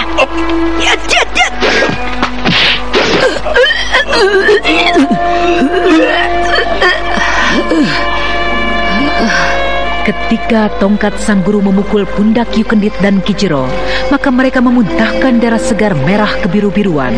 Lalu tampak wajah-wajah yang pucat membias. Guru, tenggorokanku Sakit, kering rasanya. Sulit untuk bernapas, Guru. Aku juga, Guru. Haus sekali, Guru. Haus sekali. Nah, minumlah lagi air sungai itu. Ayo, minum lagi. Ya, untuk menghilangkan darah-darah beracun yang masih tertinggal di tubuh kalian. Ayo. Baik, ya, Guru. Perutku mual, Guru. Mual rasanya.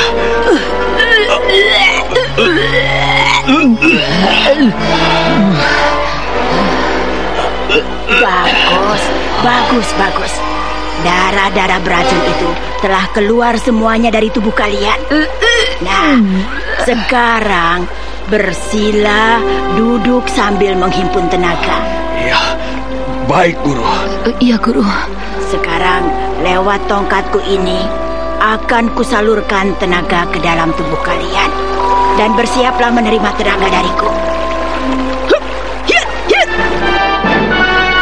Kijero dan Yukendit kini mukanya memerah lagi, tampak segar.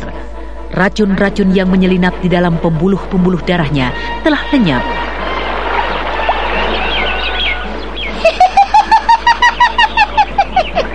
Nah, sekarang kalian telah terbebas dari racun-racun ular kobra itu. Terima kasih, Guru.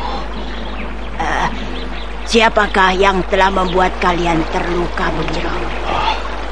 Guru, aku tidak menyangka kalau istriku yang pertama Melur dapat melakukan perbuatan ini.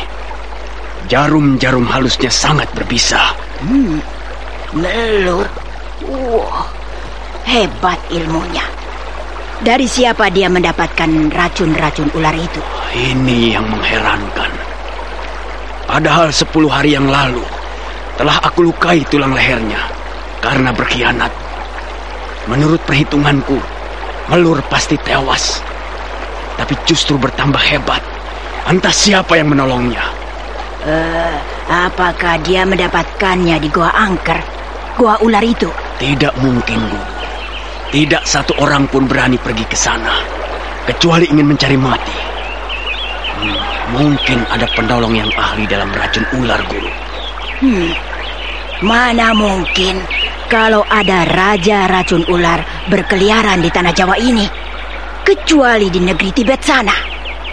Ada raja ular yang bernama Saolan, tapi tidak mungkin dia akan datang kemari. Untung saja aku lekas-lekas datang menemui kalian, karena aku mendatangi ke perguruanmu di sana. Menurut anak buahmu, kau sedang melakukan pengejaran terhadap orang yang mengerti pusaka arca emas Dewa Siwa. Iya, begitulah, Guru. Dan Melur ini menghalang-halangi maksud dan tujuan perguruan Jalak. Lalu kenapa Guru menyusahkan diri datang kemari? Utusan yang kukirim kemari tidak pulang. Aku mempunyai firasat buruk. Pasti telah terjadi sesuatu yang luar biasa di perguruanmu. Dan ternyata benar. Guru, aku telah melakukan penggalian di desa Galintung untuk mencari arca emas itu, tapi belum ada hasilnya. Kalian tidak usah bersusah payah. Aku telah mengetahui benda itu, makanya aku datang ke sini. Guru mengetahuinya? Ya, aku Nirambi, mempunyai ilmu halimunan. Ilmu yang menyatu dengan bangsa setan Marakayangan. Lalu aku mendapatkan satu bisikan halus. Pusaka arca emas itu berada di sebuah goa di Nusa Barung. Di Nusa Barung? Nah, sekarang kerahkan semua murid-muridmu untuk mengepung pantai pesisir yang menuju Nusa Barung. Siapa tahu ada orang yang telah menjejakkan kakinya ke sana. Lalu Guru akan menuju Nusa Barung? Tidak. Aku akan menunggu di pantai Pelindi. Aku akan minta bantuan jin Marakayangan di sana, supaya mengetahui dengan jelas letak arca emas itu. Maaf, Guru. Ada satu hal yang belum Guru ketahui. Apa itu, Kijero? Raden Saka Palwaguna telah dipengaruhi oleh ilmu penakluk sukma. Kini ia dibawa pergi oleh Anting Wulan. Entah kemana perginya dua orang itu. Anting Wulan dan Raden Saka. Untuk apa dia berada di timur Jawa ini? Apakah akan menghadang rencana Segoro Ireng untuk menghimpun kekuatan? Atau mempunyai hubungan dengan pusaka arca emas itu? Entahlah, Guru. Yang jelas mereka sangat mencurigakan. Iya, baiklah. Jangan pikirkan dua orang itu. Sekarang, siapkan semua murid-muridmu untuk segera ke Pantai Pelindi. Karena sebagian murid-murid Segoro Ireng telah berangkat duluan ke sana untuk mengintai orang-orang yang dicurigai. Baiklah, Guru. Kami siap melaksanakan tugas. Guru sakti yang dapat menghalau racun ular itu ternyata bernama Nirambi. Tubuhnya kecil, jalannya agak bungkuk, tapi sinar matanya tajam seperti mata seekor kucing liar. Kini, Pantai Pelindi yang menuju Nusa Barung telah dipenuhi oleh murid-murid Segoro Ireng yang menyamar menjadi nelayan penangkap ikan. Sementara itu di Nusa Barung, Kakang, di sini kita tidak menemukan apa-apa. Sekarang kita balik lagi ke atas, Kakang. Ke jalan sebelah timur sana. Ya, tak apalah. Hitung-hitung kita jalan-jalan di sini. Kakang, ayo berjalan ke sana. Jangan membuang-buang waktu. Sebentar lagi malam datang. Ayo. Bukankah kalau malam datang, rembulan akan menghiasi jagat raya ini? Diamlah, Kakang. Jangan bicara terus. Nanti tujuan kita tidak berhasil lagi. Diam, tidak boleh bicara salah. Apa maunya si anak manis? Aku tidak melarangmu, Kakang. Tapi yang Mbok mengerti sedikitlah. Kita ini sedang melakukan pencarian pusaka. Kok anggap main-main saja? Kata orang, dunia ini hanya sebuah teka-teki yang harus kita tebak seperti orang main buah manggis, atau ngadu kemiri, atau ngadu ayam. Ya, ngadu nasib. Ya kan begitu? Tambah parah, ngaco. Berhenti dulu, Kakang. Aku melihat keanehan di sini, di pintu keluar ini. Ya, seperti ada warna kuning di pantul matahari senja. Berjongkoklah, Kakang. Lihatlah di balik batu pengganjal itu. Itu hanya hayalanmu saja. Masa benda pusaka disimpan dan diletakkan sembarangan? Ambillah olehmu. Kalau betul itu arca emas. Sungguh, Kakang. Pantulannya lain. Aku sendirilah yang berjongkok. Anting Wulan lalu berjongkok dan benar apa yang dilihatnya, sebuah arca emas. Lalu mengorek batu pengganjal itu, Raden Saka matanya tidak berkedip dengan apa yang dilihatnya.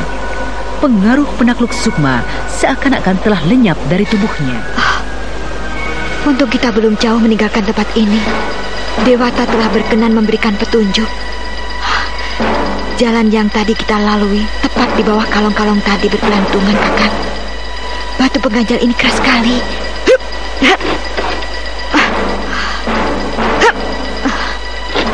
Ya, lubang batu ini sekarang bergeser, Kakang. Ku ambil saja arca emas ini. Yang jagat. Benar arca ini matanya putih dan pusarnya merah dari batu merah delima. Tingginya ada 2 jengkal. Kakang! Kakang! Lihat ini, Kakang! Lihat! Aku telah memegang arca emas Dewa Siwa, Kakang! Kakang Saka! Kakang! Tapi tanganmu kenapa tiba-tiba menjadi biru? Kehitam-hitaman.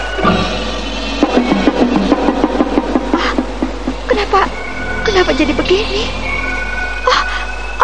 Aduh, dadaku sakit. Tenggorokanku kering.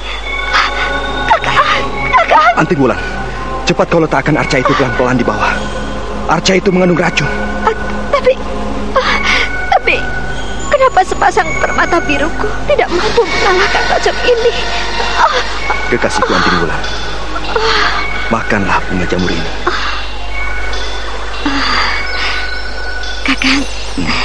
Kakang sudah sembuh. Memanggilku dengan jelas. kau sembuh dari pengaruh ilmu penaruk sukma, Kakang. Kakang. Makanlah dulu bunga jamur untuk menahan racun berbisa itu. Ayo, makanlah. Iya, Kakang.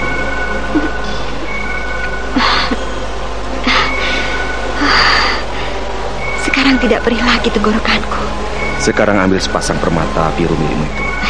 Iya, Kakang. Astaga. Kan, benda itu tidak ada di pinggangku lagi.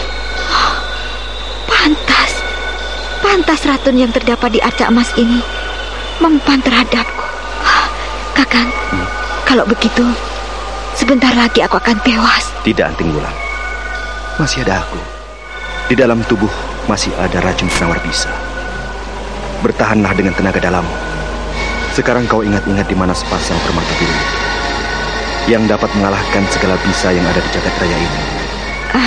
Kakang, sebelum aku mengatakannya, aku ingin tahu lebih dulu. Kenapa kau tiba-tiba menjadi sembuh? Apakah pengaruh arca emas itu? Tunda dulu pertanyaan. Sekarang ceritakan di mana kau pernah melepaskan benda itu. Aku tidak ingin kau tewas dengan sia-sia. Wulan, aku akan kehilangan kamu. Ayo, katakan di mana benda itu, Wulan. Kakang, samar-samar aku ingat ketika aku menolong laki-laki yang istrinya akan melahirkan.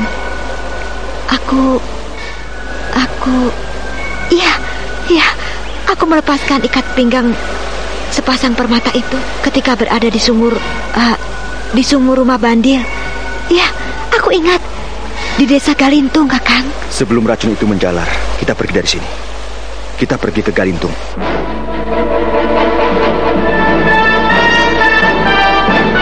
Dengan hati-hati, Raden Saka membungkus arca emas Dewa Siwa itu dengan kulit ular putih ular dewa. Setelah itu dimasukkan ke dalam kantong plastik di pinggang Raden Saka.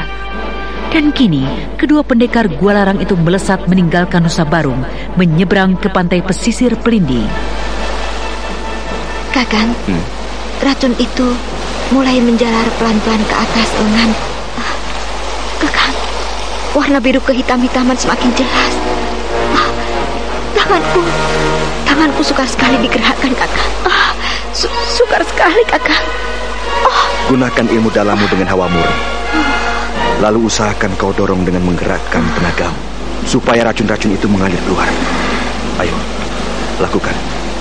Sementara aku mendayung perahu ini supaya cepat sampai ke darat sana. Iya, Kang.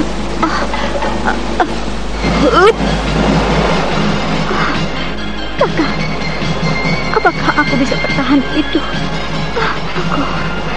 Aku seakan-akan tidak mampu lagi untuk bergerak, Kakang.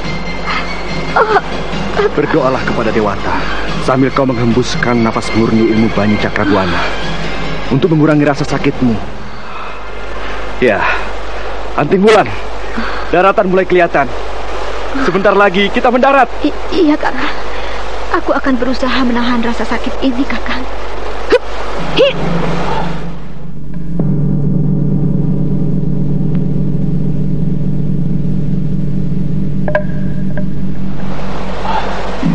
Kendit, bukankah itu Raden Saka yang mendayung dan Anting Wulan duduk bersemedi? Iya, Kakang. Sekarang akan kubalaskan sakit hati ini.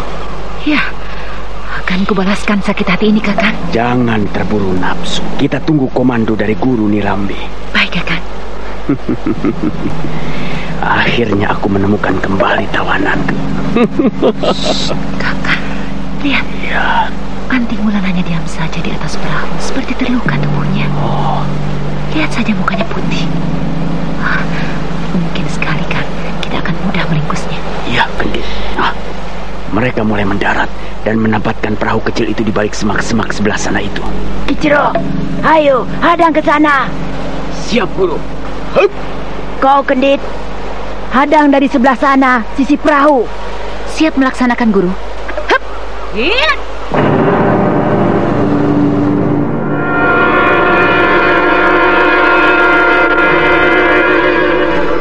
Raden Saka lalu menambatkan perahunya dan membimbing Anting Wulan turun dengan hati-hati.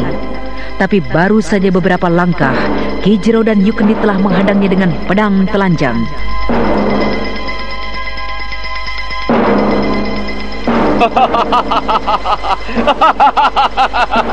Kau sekarang tidak bisa lari lagi, Raden Saka. Tentu kau membawa oleh-oleh berharga dari Nisa Barung itu, bukan? Bukan kakak, itu istrimu. Yukendit. Ketemu lagi. Aku. Bagus kalau kau masih ingat kepadaku. Hei, Saka, ayo ikut aku ke markasku. Kakak, hidup matiku di sini, Kakak. Aku akan pertaruhkan nyawaku. Tanganku ini telah kulambari dengan aji Banyu Cakrabuana. Aku akan menjebaknya kalau aku masih gila. Nah, Saka, jangan bisik-bisik. Aku tidak suka dengan bisik-bisik. Ayo serahkan arca emas itu. Pasti kalian berdua telah berhasil menemukan benda itu. Ki Jero, aku tidak mengerti apa maksudmu. Aku baru saja jalan-jalan di sana, di Nisa Barung itu. Bukankah perempuan yang di sampingku ini cantik? Kakang, aku saja yang menangkap Saka. Dia belum sembuh benar karena pengaruh penakluk sukma masih menyelubungi dirinya. Iya. Hei, Saka, awas pedang ini. Oh, hop. Aduh, hampir saja leherku putus. Jangan sampai kertang itu. Ngeri ya, Kendit.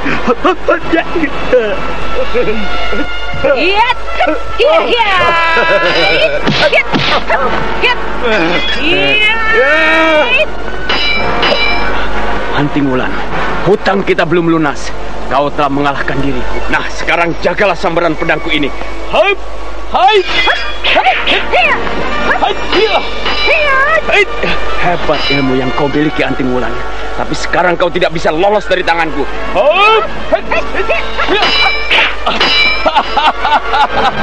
Seranganmu ngawur, meleset, tidak mengenai sasarannya, Anting Wulan.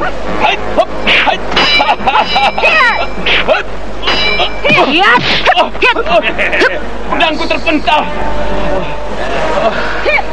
Gila kau dapat mengimbangi seranganku, Raden Saka.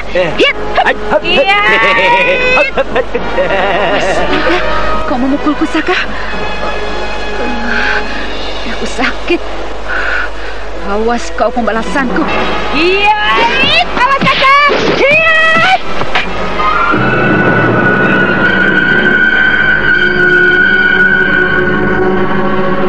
Dada Yukendit telak dihajar oleh Anting Wulan.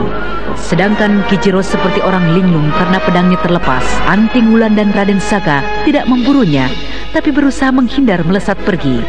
Tapi tiba-tiba sebuah bayangan lain menghadang.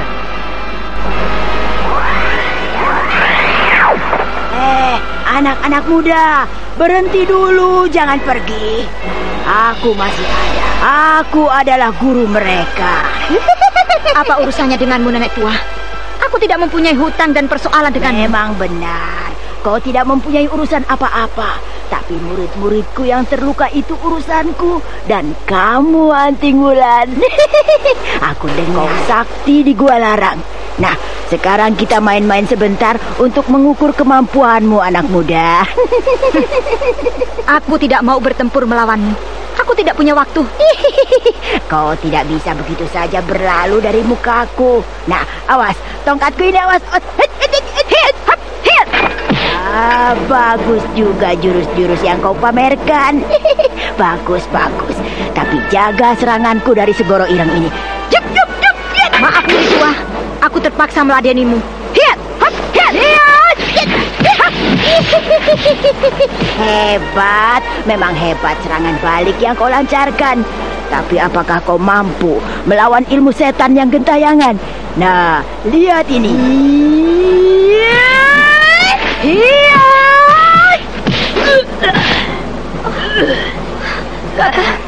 Anting Wulan!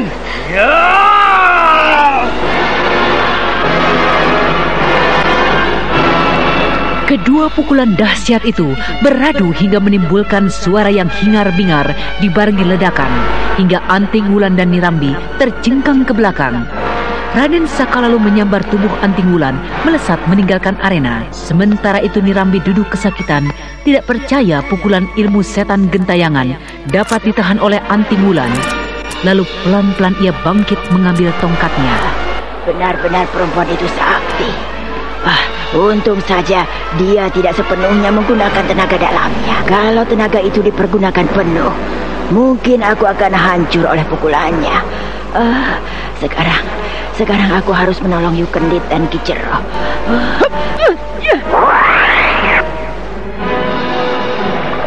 Bagaimana Wulan? Apakah dadamu masih sakit?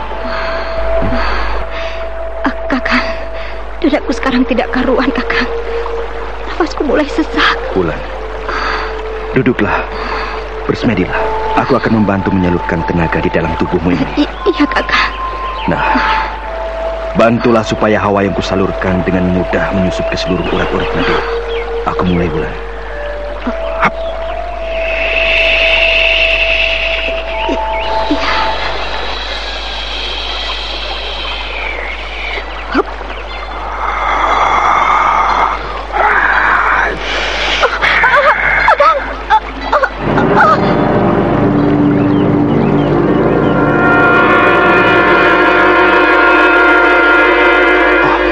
Wulan, kau memuntahkan darah hitam. Teruskan, keluarkan darah beracun itu, Wulan. Aku membantunya dengan tenaga dalamku.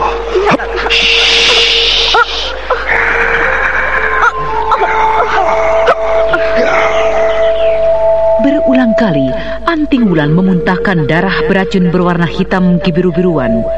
Lalu tubuhnya lemas dan pucat.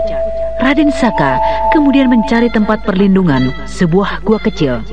Setelah itu ia pergi meninggalkan Anting Wulan sendirian dan ia menuju desa Galintung. Menurut orang yang kutanyakan tadi, desa Galintung masih ke arah barat sana. Aku harus berpacu. Ya, harus berpacu dengan waktu supaya Anting Wulan dapat kuselamatkan. Ya!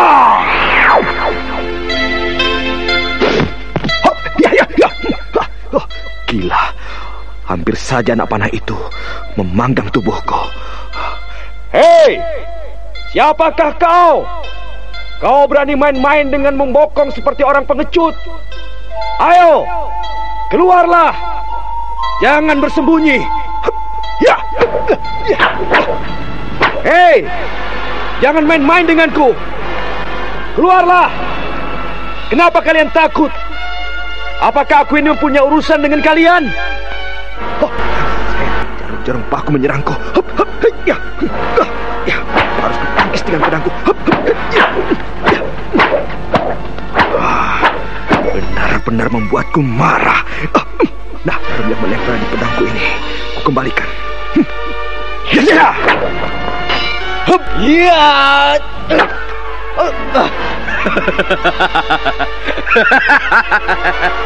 Hebat sekali serangan balikmu, Raden Saka, pendekar dari tanah barat. Siapakah kau Kisana? Kita tidak pernah bermusuhan. Iya, memang kita tidak pernah bermusuhan, tetapi aku menginginkan pusaka arca emas itu. Iya, pusaka arca emas yang kau bawa-bawa itu, Raden Saka. Siapakah kiranya yang perkasa dengan kehebatan ilmunya, tiba-tiba ingin merampok dan seenaknya minta milik orang lain tanpa bersusah payah? Tentu kau yang telah malang melintang akan mengenalku. Aku si Cakar Maut yang akan menguasai seantero jagat ini. Nah, Raden Saka, tentu nyalimu akan gentar mendengar namaku. Iya, namaku muncul lagi di Marcapada ini. Aku bukan semacam tikus kecil yang takut akan cakar maut, cakar neraka, atau cakar perawan. Tapi yang aku takutkan ialah berbuat dosa. Bicaramu macam pandita ratu saja. Raden Saka, aku terpaksa melakukan kekerasan terhadapmu. Awas ini jarum-jarum beracunku. Pedangku ini lawannya. Kenapa permainan anak kecil kau pamerkan, Cakar Maut? Apakah kau tidak mempunyai ilmu andalan yang lain? Benar kau menantangku, Raden Saka? Aku tidak menantangmu, tapi kau sendiri yang mencari musuh. Jangan salahkan aku kalau aku membuatmu tidak berdaya. Sombong sekali kata-katamu. Hop, ya, ya, ya. Awas, 1000 gunung mendobrak langit. Aku tahan dengan kincir untuk tingkat pertama. Hop, ya. Cakar maut dengan kuda-kuda yang aneh. Tubuhnya membungkuk, lalu pelan-pelan dari semua ujung-ujung jarinya keluar cakar harimau mengaum panjang, menerkam, sedangkan pedang Raden Saka berputar seperti kincir angin. Cakar maut seakan-akan menembus pusaran yang tidak kelihatan, lalu terdengar suara meraung keras. Pukulan cakar maut ditahan oleh Raden Saka.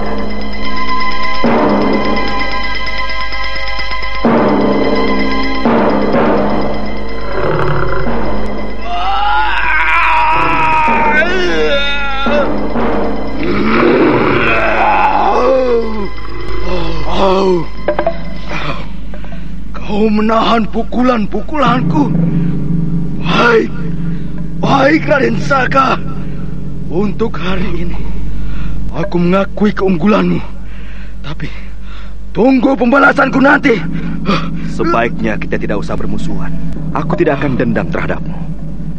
Tapi kenapa kau yang menjadi dendam? Apakah permusuhan yang telah kita lakukan? Dengar olehmu Raden Saka. Di antara orang-orang Segoro Ireng yang kau binasakan di Pasundan adalah masih sedarah denganku. Iya, hutang nyawa harus dibayar dengan nyawa. Siapa yang kau maksud? Tidak perlu kau tahu. Tapi setelah kau diambang ajal, akan kusebutkan saudaraku-saudara itu. Nah, tunggulah pembalasanku nanti. Hup, iya. Cakar maut. Golongan hitam yang memperebutkan arca emas. Benar kata-kata Eyang. Arca emas yang kudapatkan ini banyak menimbulkan bencana di atas Marcapada. Kalau tidak buru-buru aku serahkan kepada Eyang, akan menjadi huru-hara besar. Ya, sekarang aku teruskan perjalananku yang tertunda ini. Hup, ya.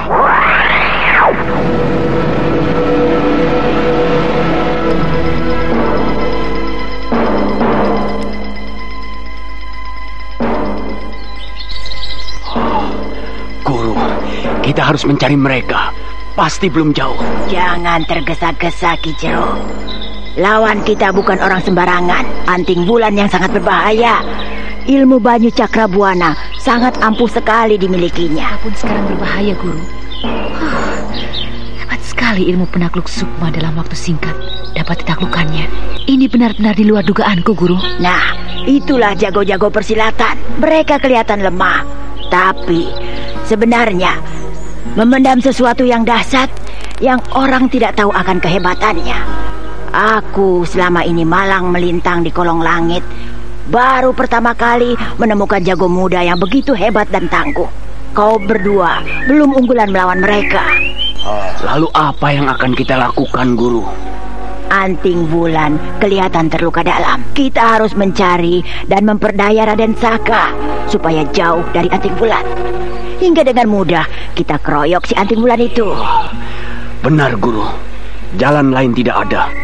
Anting bulan harus dikeroyok dan kita jadikan sandera supaya Raden Saka mau memberikan arca emas itu. Apakah Kakang yakin kalau mereka berhasil mendapatkan arca emas itu di Nusa Baru? Untuk membuktikan itu semua, aku akan memanggil Marakayangan yang sering membantuku. Ayo, sekarang kalian sediakan dupa dan kemenyan. Kita ke bawah pohon sengon itu. Untuk apa dupa dan kemenyan itu, Guru? Untuk perantara memanggil sahabatku dari alam gaib. Baiklah, Guru.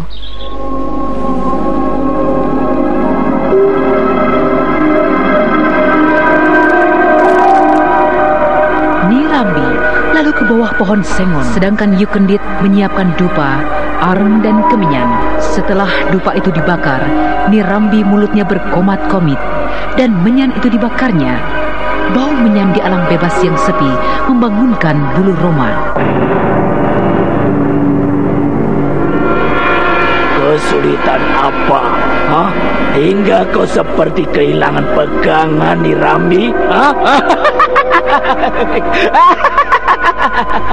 Gusti Gontayangan, aku kehilangan jejak orang yang membawa arca emas Dewa Siwa. Anting Wulan yang membawanya. Sudilah Gusti untuk menunjukkan di mana tempatnya Anting Wulan bersembunyi. Baiklah Nirambi. Aku melihat saktiku. Apakah siang hari aku dapat melihat persembunyiannya? Apakah kalau siang hari ada halangannya, Gusti? Aku biasa melacak sesuatu pada malam hari. Kalau siang hari mataku agak suram. Nah, Nirambi, tunggulah sebentar. Aku akan terbang dulu. Ups.